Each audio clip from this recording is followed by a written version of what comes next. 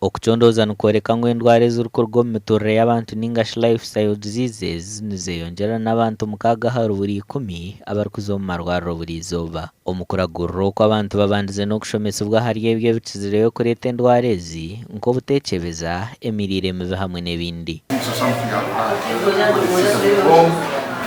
They don't know the pressure is high because they have been screening everybody blood pressure. Many of them don't know their pressure is high. Konkane chindi rotary chitukora tuchira kutayira amaka agaba Rotarians mu club yitu tuzaho tushemererwa tusheka tuganira. Abatebekanisa okuragura oku aba Rotary nibagira ngu eki bakikozire kugaruza abantu. Mwene obuhereza n'obuhereza hariho abantu abine omwete muke omweshengereza hariho obuhereza nyabara wijokebeza nyobyo tinkubizamu abo kuba hariho line no mwiguru ntateka kuba hariyo line abo kubiguru twena turukorire kugirira kwetagwa kw'abantu bitu abo mu cyaro ningezaho kutera omuranga abantu bona abo abine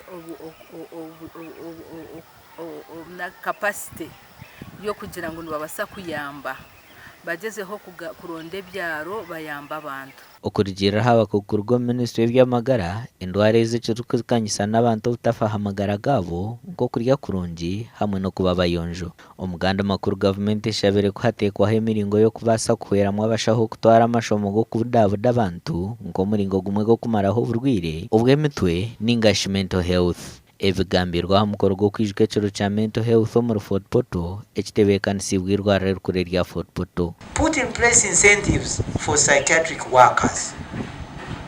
Take for example these interns now, bring us in interns. How many do you have now? 30? Yeah, he has 52 interns just here alone. Could there be a way that as soon as they graduate Reverend Father Pascal Kaburo ukora nka psychologist nagira ngo abashaho bingi bagire kushoma amashomo agandi ag'ebyamagara ngo konko kutunga obukugo mu kuragurira endwara z'emitwe tibazitaho mani. Doctors graduating, they are not encouraged to go for masters in psychiatry. What do they go? For those simple things. What? Are they simple? I don't know.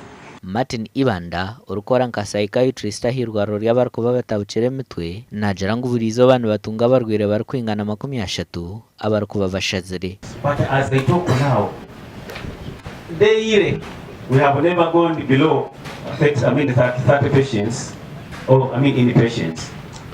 And can you imagine in a region, in our unit of capacity of 30 patients having at times 45 patients? Mwana warukura ensi emusubire muko businge busaye mu isomero tubuli hata nafuka nkabunal amaro na nzagan nzahe nage ebindi nibigendero. Don't push it to health. Don't medicalize mental health.